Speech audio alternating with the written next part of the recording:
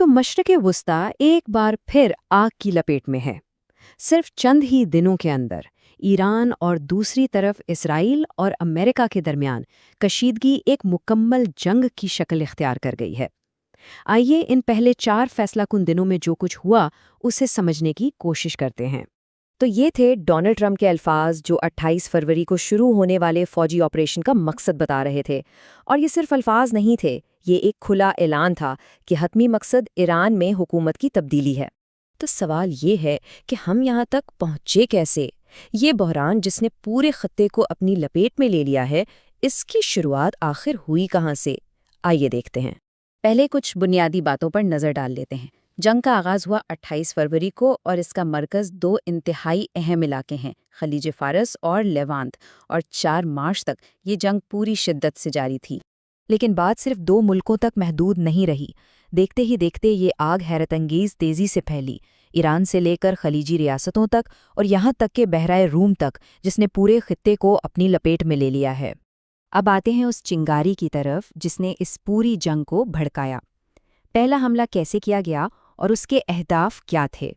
इस time line में जो चीज़ वाकई हैरान करती है वो है इसका अचानकपन। सिर्फ 3 दिन पहले सिफारतकारी की एक उम्मीद की किरण थी। ईरानी वज़ीर ख़ारजा एक मुआहदे के करीब पहुंचने की बात कर रहे थे और फिर अचानक 28 फरवरी को बिल्कुल सब कुछ बदल गया। ये हमला पूरी तरह से मंसूबाबंद था। इसराइल ने इसे ऑपरेशन रोरिंग लाइन का नाम दिया, जबकि अमेरिका ने ऑपरेशन एपिक फ्यूरी। ये अलग अलग नाम एक मुश्तरका फौजी कार्रवाई की निशानदेही करते हैं, न कि किसी एक मुल्क के इनफरादी इक़दाम की। और यहाँ इस हमले का सबसे बड़ा, सबसे अहम नतीजा सामने आता है। पहली ही ज़रब में ईरान की क़यादत का सर कलम कर दिया गया। सुप्रीम लीडर अली ख़ामेनेई को हलाक कर दिया गया, अहम तनसीबात तबाह कर दी गईं और मुल्क में एक उभूरी कौंसिल कायम हो गई। अमेरिका का मकसद बिल्कुल वाज़ेह था, हुकूमत की तब्दीली। लेकिन जाहिर है इतने बड़े हमले के बाद ईरान खामोश नहीं बैठा। तो आइए देखते हैं कि ईरान का रद्द-ए-अमल कितना फौरी और कितना वसी था। ईरान का पहला और सबसे बड़ा कदम मौशियत पर वार करना था।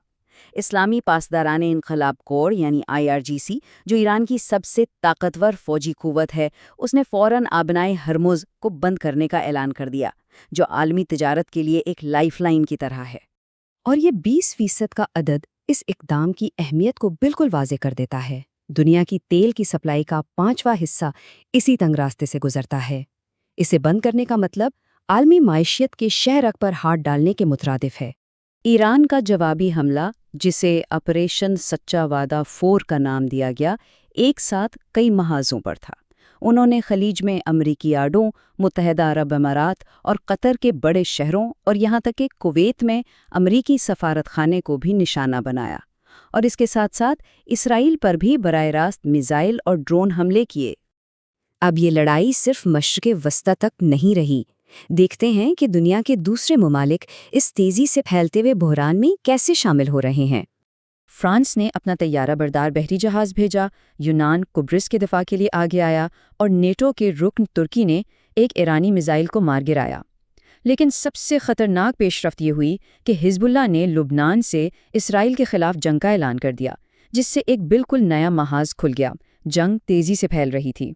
तो अब तक हमने देखा कि क्या हुआ। अब ज़रा इस सूरत हाल का तज्ज़िया करते हैं। इस गैर यकीनी सूरत हाल और इससे जुड़े ख़तरात के बारे में माहिरीन की क्या राय है? यहाँ एक बहुत अहम कानूनी नुक्ता उठाया गया है। अरब सेंटर वाशिंगटन DC की सूसन M अकरम के मुताबिक इन हमलों के लिए कोई कानूनी जवाज़ नहीं था। ना अक़वाम मुत्तहिदा की इजाज़त थी और ना ही ये वाज़ेह तौर था अपने दिफा में किया गया कोई इक़दाम था। और ये तज्ज़िया इस बात पर रोशनी डालता है कि सुप्रीम लीडर के कत्ल से इस्तेहकाम नहीं आया, बल्कि उसके बरक्स ईरान के अंदर इक़्तिदार का एक ख़तरनाक खिला पैदा हो गया है, जो मज़ीद अफरा तफरी का बायस बन सकता है। और ये बात हमें एक तारीख़ी तनाज़ुर फराहम करती है। एमी हाउथॉर्न कहती हैं कि मशरिक़ वुस्ता में अमरीकी मुदाखलतों की तारीख़ यही बताती है कि ऐसे इक़दामात के अक्सर गैर मुतवक्को और ख़तरनाक नताइज ही निकलते हैं। लेकिन 4 मार्च तक एक नई खबर सामने आई है। लगता है कि ईरान ने पिछले दरवाजे से बातचीत की कोशिश की है, मगर ईरानी क़यादत में जो अफरा तफरी है, इसकी वजह से अमरीकी हुक्काम भी इस बारे में मशकूक हैं कि क्या इस पेशकश को संजीदगी से लिया जा सकता है। اور یہی بات ہمیں اس تجزیے کے آخری اور سب سے اہم سوال پر لے آتی ہے۔